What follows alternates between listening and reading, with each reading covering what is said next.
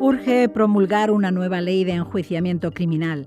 La sociedad española no puede estar regida por una ley de finales del XIX que no sirve para investigar y enjuiciar delitos y faltas del siglo XXI. Hoy en Sin Distancias hablamos de la reforma del proceso penal, un nuevo sistema de justicia penal para el siglo XXI. La vigente ley de enjuiciamiento criminal data de 1882.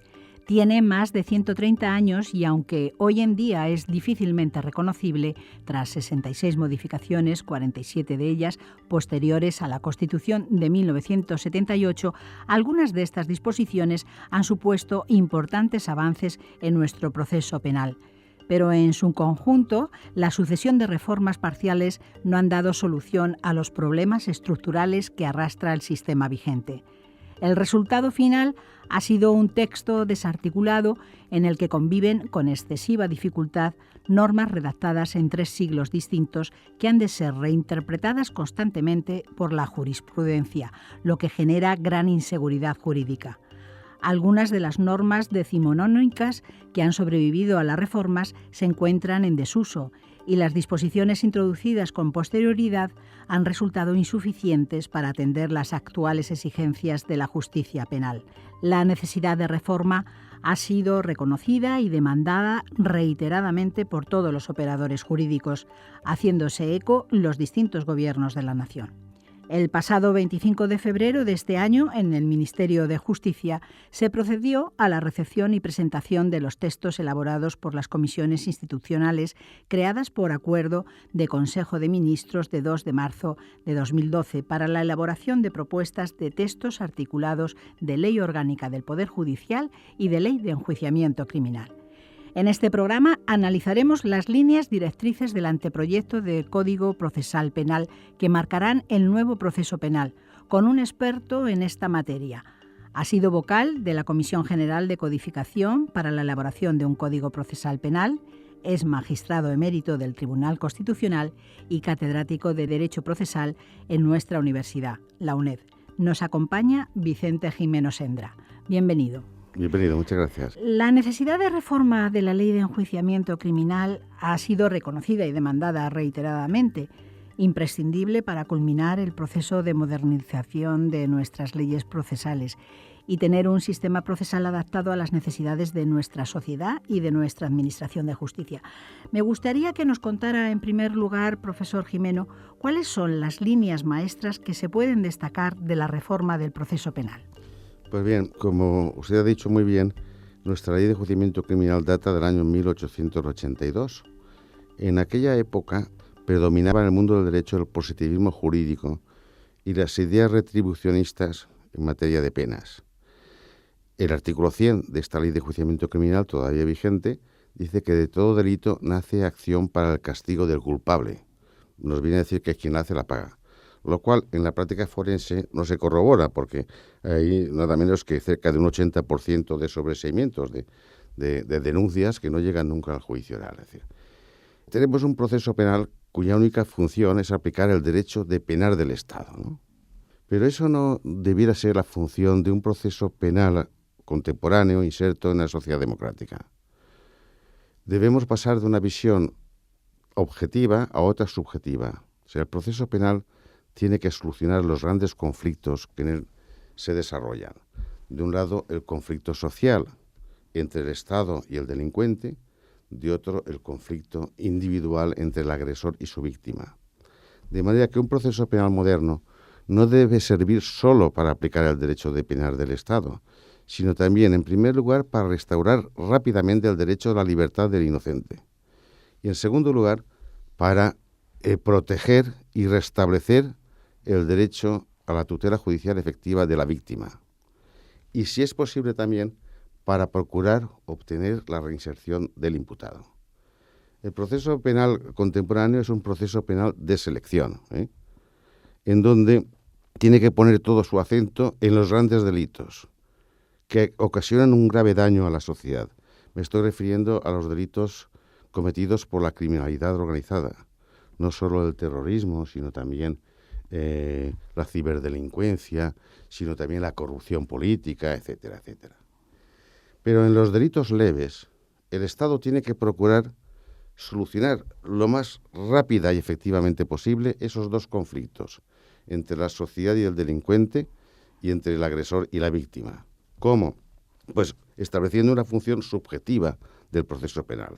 El proceso penal está dedicado no solo para aplicar el derecho de penar del Estado, sino también para aplicar los derechos subjetivos que yo antes he mencionado: derecho a la libertad, derecho a la tutela judicial efectiva y procurar la reinserción del imputado.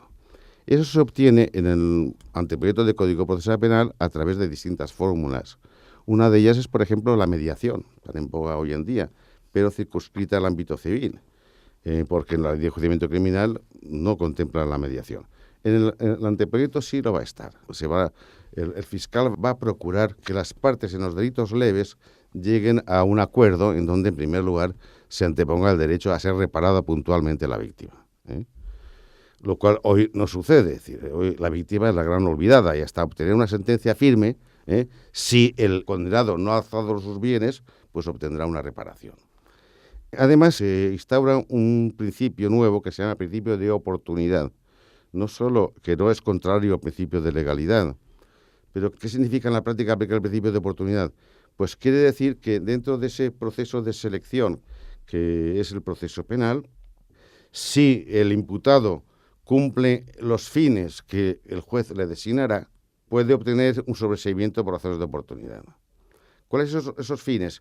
Pues esos fines consisten sencillamente en trasladar a la fase instructora las penas privativas de derechos que están en el Código Penal. Es decir, en la actualidad, en nuestra ley de enjuiciamiento criminal solo hay una pena prevista y una medida cautelar prevista, que es la prisión. Es decir, todo se soluciona metiendo en la cárcel al imputado, ¿no? En un nuevo anteproyecto de Código Procesal Penal, si los delitos son leves, puede el fiscal pedir y obtener del juez que, en vez de una pena privativa de libertad, ir a un juicio oral para aplicar una pena privativa de libertad, se irrogue una privativa de derechos si el imputado se compromete a cumplir un programa que el juez le dirá. Es decir, por ejemplo, en primer lugar, usted repare a la víctima. En segundo lugar, si usted es un drogadicto o es un alcohólico, me va a prometer a mí, autoridad judicial, que se va a someter a un programa de desintoxicación. Y si usted está 1 año o 2 años en un centro hospitalario y se deshabitúa, pues se le va a sobreseer definitivamente la causa. Pero como incumpla este programa, sea deshabituación, sea escolarización, etcétera, etcétera, todo el conjunto de medidas que el juez le puede proponer al imputado, si usted lo incumple, que sepa que el fiscal va a pedir la apertura del juicio oral y le va a solicitar la pena máxima, pena privativa de libertad máxima, que pueda solicitar con arreglo al delito que usted ha cometido. Esta es una nueva concepción del proceso penal que tiene poco que ver con nuestra decimonónica ley de enjuiciamiento criminal.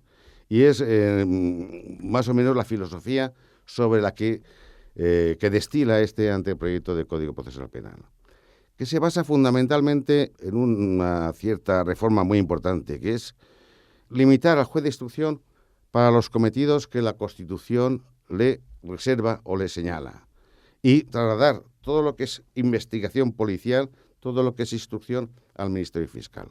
De manera que el instructor, si se aprueba este proyecto de Código Procesal Penal, la instrucción será dirigida por el fiscal y no por el juez de instrucción. El juez de instrucción se transformará en un juez de garantías, un juez que, previa petición del fiscal, tendrá que adoptar todas las resoluciones limitativas de derechos fundamentales, desde una entrada en registro hasta una prisión provisional, etcétera, una intervención de las comunicaciones. Son resoluciones que dictará el juez de instrucción. Pero la investigación sumarial la va a cometer la Policía Judicial bajo la dirección del Ministerio Fiscal, lo cual yo creo que va a reportar determinadas ventajas para la sociedad. Porque además eso es lo que está ocurriendo en otros sistemas alrededor nuestro, ¿no? Que quien lleva el peso de la investigación no es como aquí el juez de instrucción, sino el fiscal investigador. Efectivamente, es decir, prescindiendo de los países anglosajones donde los fiscales asumen ese papel, En la Europa continental el cambio lo produce la República Federal Alemana en el año 1975, con la llamada Gran Reforma del Proceso Penal Alemán, en donde sustituye al juez de instrucción por el fiscal, el director de la investigación. Ese modelo luego ha sido también instaurado en Portugal y en Italia, 1987, 1988, en estos países. En Francia hay una propuesta también de reforma en esa dirección. ¿Por qué el fiscal debe de asumir la dirección de la investigación? Pues en primer lugar, porque nuestra instrucción es excesivamente lenta. Pensemos que, por ejemplo, un caso de corrupción política, caso Pallarols, ¿no?, de Cataluña, Pallarols, ha durado la friolera de 15 años. En la ley de enjuiciamiento criminal hay un precepto muy olvidado. El artículo 124 dice: los sumarios se concluirán en el plazo de un mes. Claro, en un mes se concluían los sumarios en el siglo XIX, en una sociedad agrícola en donde los delitos eran muy claros y se podían esclarecer muy rápidamente, un homicidio, un hurto, un robo, etcétera. Y habían jueces suficientes para concluir el sumario en un mes. La sociedad sabe que los sumarios no se acaban en un mes, ni siquiera los juicios de falta se acaban en un mes. Las instrucciones en nuestro país duran años. ¿Y eso porque tienen demasiados papeles que entregar? Bueno, tienen en primer lugar el problema de que en este país no se ha invertido lo suficiente en el Poder Judicial. Se han hecho magníficos trenes, AVEs, autovías, etcétera, pero no se ha invertido lo suficiente en el Poder Judicial, en dotar de una infraestructura importante. Pero aparte de este problema, que es muy grave, los jueces son independientes. Y cuando un juez está llevando una instrucción, no puede ni siquiera el presidente de la audiencia decirle: oye, que a ver si aligeras el tema y resuelve rápidamente este asunto. Porque son intocables, son absolutamente independientes. Los fiscales son imparciales, pero no son independientes, porque están sometidos al principio de unidad y dependencia jerárquica. De manera que si el fiscal pone un asunto en el cajón y no lo tramita, la parte interesada puede recurrir al superior para que lo corrija disciplinariamente. Y además se puede hacer, como así prevé el anteproyecto de Código Procesal Penal, establecer un sistema de plazos. Un plazo prudencial podrían ser 6 meses para concluir toda investigación en España. Si usted, fiscal, no concluye esa investigación en 6 meses, la defensa o la acusación particular podrán acudir al juez de garantías y pedirle el sobreseimiento de la causa. Si usted convence al juez de garantías que necesita una prórroga por la complejidad del asunto, por circunstancias extraordinarias, y el juez se la da, pues tendrá que cumplirla. Pero como no la cumpla, el juez puede dictar un auto de sobreseimiento. Y en ese caso usted puede asumir una responsabilidad, incluso penal, por no haber trabajado lo suficiente. Es decir, el modelo del fiscal controlable, porque este es un sistema de controles en donde los fiscales controlan a la policía y los jueces controlan a los fiscales. Es un sistema, por tanto, yo creo, más eficaz, en donde la justicia será más rápida y más eficaz. Hoy se dice que la policía, en 3 días de investigación, de las llamadas diligencias de prevención, hace más que los jueces de instrucción en años. Y yo creo que eso tiene parte de su verdad. Con el modelo del anteproyecto de Código Procesal Penal, la policía y el órgano que dirige la investigación no van a estar separados. Hoy en día, en cuanto la policía presenta el atestado, a partir de ahí el juez de instrucción se comunica con oficio va, oficio viene, con la policía judicial para que efectúe determinadas diligencias. No, en el sistema que prevé el anteproyecto, la policía tiene que estar a las órdenes inmediatas y directas de los fiscales.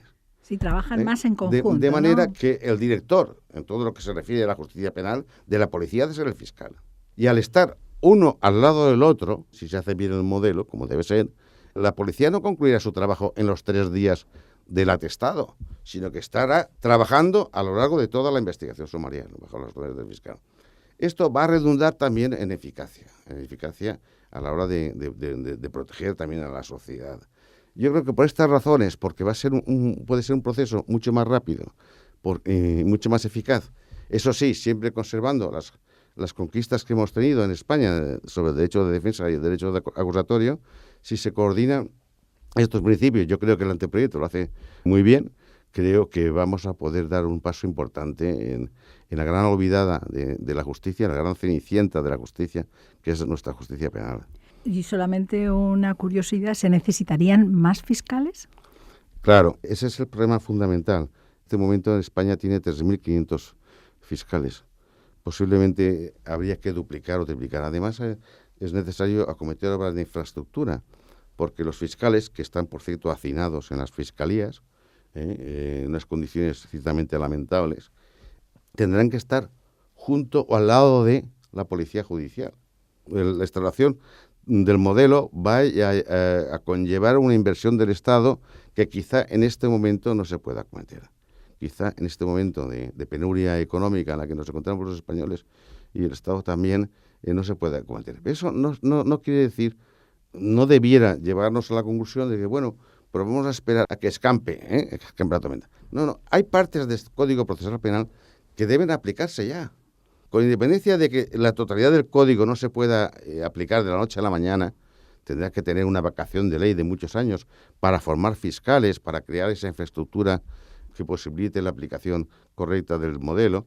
Hay partes que han de ser aplicadas. Por ejemplo, pensemos que en materia de intervención de las comunicaciones solo hay un precepto en la Ley de Enjuiciamiento Criminal sobre escuchas telefónicas, el artículo 576, si no recuerdo, que ha provocado ya diversas condenas del Tribunal Europeo de Derechos Humanos al Estado español. Y es que, aparte de las intervenciones telefónicas, hoy en día el mundo de Internet ni siquiera fue previsto, no ya por la Ley de Enjuiciamiento Criminal del 82, que tan solo previó la intervención del correo postal y el telegráfico. El telefónico se hizo en el año 88. Es que el mundo de Internet exige una reforma legislativa. Exige una reforma legislativa porque hoy en día la criminalidad organizada está utilizando continuamente el Internet. Debiera aplicarse ya lo que el anteproyecto prevé en materia de intervenciones electrónicas, incluso geofísica, porque a través de un móvil se puede determinar incluso el lugar donde uno está y los movimientos que realiza. Puede eso afectar al derecho a la privacidad más que al derecho a la intervención de las comunicaciones. Es decir, es necesario una regulación que otorgue seguridad a los ciudadanos, pero que tutele también a la inteligencia policial, que puedan trabajar con tranquilidad para investigar a los pederastas, a los estafadores, etcétera, que utilizan el Internet como herramienta. Esto por poner solo un ejemplo. Es decir, nuestra ley de enjuiciamiento está obsoleta. Es decir, es que no contempla, ya digo, más que la prisión provisional cuando hay medidas de control judicial no tan lesivas del derecho a la libertad.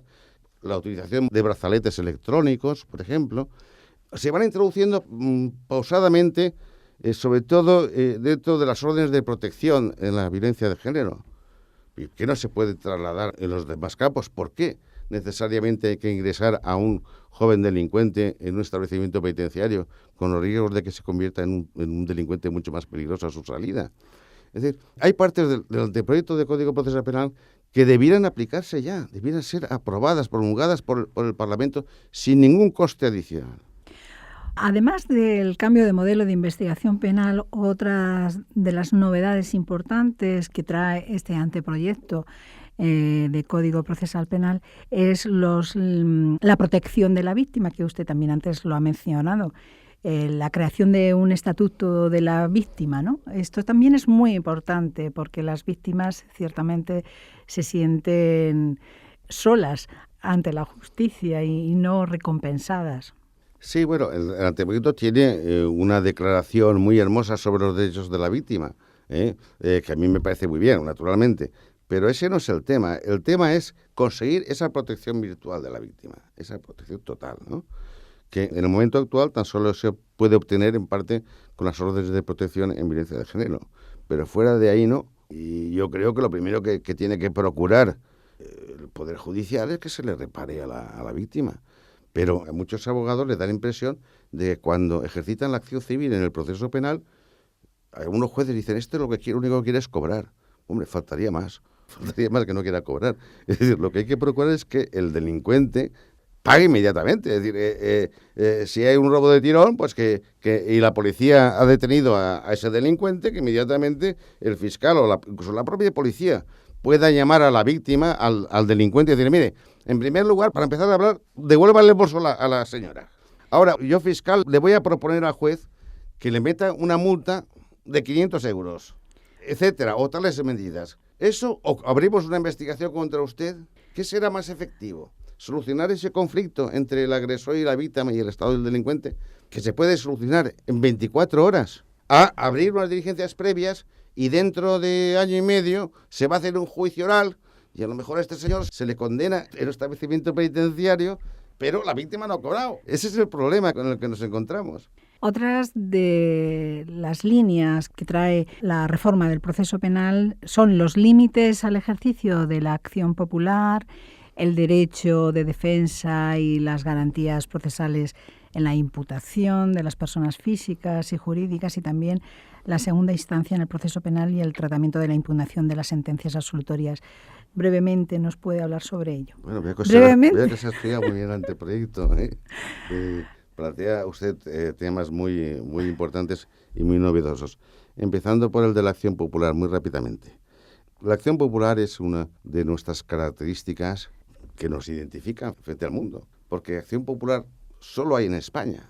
En Inglaterra tiene menos tutela a la acción del ciudadano que en nuestro país. Es decir, aunque nosotros lo copiamos de los ingleses en el siglo XIX, ¿no? Pero en la práctica la acción popular ha tenido también sus corruptelas. Han habido individuos que ejercitando la acción popular lo que han pretendido es chantajear al supuesto delincuente en este caso, ¿no? Por ejemplo, recuerdo el caso de Alierta, de Telefónica, por un delito de revelación de secretos. Un abogado desaprensivo lo grabaron en un restaurante. Una periodista pedía 100 millones de pesetas para retirar la acción popular. Y no es un caso aislado, han habido varios. Es decir, la acción popular no puede ser un instrumento de chantaje en manos de desaprensivos. Tiene que estar para lo que está pensada. Es decir, para la protección de los delitos que afectan al patrimonio social colectivo. Es decir, la acción popular debe funcionar. Y eso es lo que va a hacer el anteproyecto del Código Procesal Penal. Es decir, delimitar en qué listado de delitos tiene sentido la intervención de la acción popular. Esos delitos, muy rápidamente expuestos, debe ser, en primer lugar, la corrupción política. La corrupción política es el problema quizá mayor que tiene este país. O acabamos con los políticos corruptos, o no hay manera de que este país despegue económicamente. Se ha instalado un capitalismo a la sombra del poder que no genera ningún puesto de trabajo y que, sin embargo, se lucra del dinero de todos los contribuyentes. Entonces, en materia de lucha contra la corrupción política, naturalmente la acción popular tiene que estar protegida, tiene que estar ahí. Y tiene que estarlo pues, en los delitos ecológicos, en los delitos contra el medio ambiente, etcétera. Pero en delitos contra el orden socioeconómico, como el ejemplo que antes he citado, no tiene ningún sentido porque nos arriesgamos a actitudes chantajistas. Limitada la acción popular en estos campos de delitos que atentan al patrimonio de todos los españoles, tiene sentido y eso es lo que hace el anteproyecto del Código Procesal Penal. Pero desterrarla allí donde el ejercicio de la acción popular pueda oler también a una suerte de corrupción por parte de quien la promueve. ¿Qué problemas existen para que se promulgue un nuevo Código Procesal Penal? Porque ya comenté al principio que usted fue vocal de la Comisión de Codificación para el anterior anteproyecto, el anterior borrador que hubo, ¿no?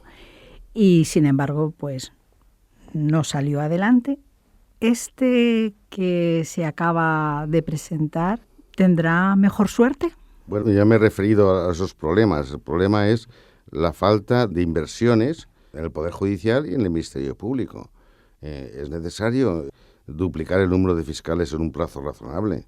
Es necesario crear nuevas dependencias de la Fiscalía y procurar una inmediación entre la Fiscalía y la Policía Judicial. Es decir, esto naturalmente no se puede hacer de la noche a la mañana. Requiere una inversión importante, que yo no sabría cifrar, porque tampoco es mi especialidad, pero que el Ministerio de Justicia seguro que ya la ha hecho, y no se puede aplicar para el año que viene.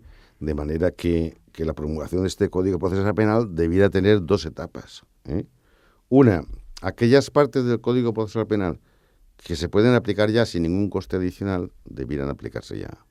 Y dos, promulgar el Código Procesal Penal con una vacación de ley muy larga, 4 años o 5 años, etcétera, para generar esa infraestructura.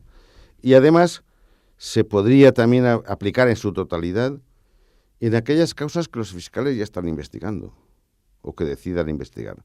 Por ejemplo, la Fiscalía Anticorrupción está en el sistema actual, aparte del juez de instrucción, el fiscal puede hacer una mini instrucción llamada diligencias informativas o previas de las previas del Ministerio Público. El fiscal está ya, anticorrupción está llevando no pocos asuntos en esta materia. Bueno, pues que concluya esas diligencias con el arreglo del nuevo modelo. Y quien dice el fiscal anticorrupción, pues cualquiera de los fiscales que haya empezado algún tema muy importante, que crea que tiene medios suficientes para concluir esa investigación, porque no podría llevar esa investigación con arreglo al nuevo Código Procesal Penal. Aquí tampoco habría un gasto adicional por parte del Estado.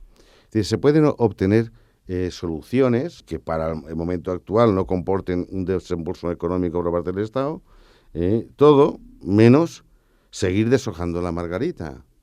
Porque claro, yo colaboré con el Ministerio de Justicia en el año 2004. Ya estamos a punto de tener casi los 10 años y seguimos con el modelo. El modelo ya está hecho en el seno del Ministerio de Justicia. Hubo un anterior anteproyecto del ministro Camaño, que también estaba muy bien. Ahora está que tienen ciertas diferencias, pero bueno, el segundo modelo yo creo que incluso es mejor que el anterior. Entonces, por lo que usted dice o lo que está diciendo, ¿usted confía en que este anteproyecto deje de ser un anteproyecto, incluso un proyecto y sea al final una ley, un Código Procesal Penal que se apruebe en las Cortes? Yo creo que se puede aprobar en las Cortes, con todas estas cautelas esta legislatura que yo he señalado. Naturalmente, plazo hay. Y no tiene por qué llevar aparejado ningún mayor desembolso económico por parte de la Agencia Tributaria, de la Hacienda. De manera que, ¿por qué no se hace? Lo que no podemos es seguir deshojando la margarita, porque la justicia penal no puede seguir siendo lo que es hoy en día. Es que verdaderamente es lamentable ir a un juzgado de instrucción. Si algún ciudadano tiene ocasión de ir, yo se lo recomendaría. Está lleno de legajos escritos, tirados por el suelo, etcétera, etcétera. Es una justicia realmente tercermundista. Entonces los legisladores tienen que ser responsables y sacar adelante ya pues este anteproyecto, ¿no? Yo pienso que sí, que si quieren cumplir con el artículo 24 de la Constitución, que habla de un derecho a un proceso contra la garantía sin dilaciones indebidas, con tutela del derecho de la víctima y del derecho de defensa, debieran tomárselo en serio y cumplir con la Constitución y promulgar este anteproyecto de Código Procesal Penal. Pues tenemos que concluir, profesor Gimeno Sendra. Muchísimas gracias por haber acudido a este programa Sin Distancias para hablarnos del Código Procesal Penal, del anteproyecto del Código Procesal Penal y de sus líneas principales, que como hemos visto, el cambio fundamental está en el modelo de investigación. Muchísimas gracias. Muchas gracias a todos vosotros.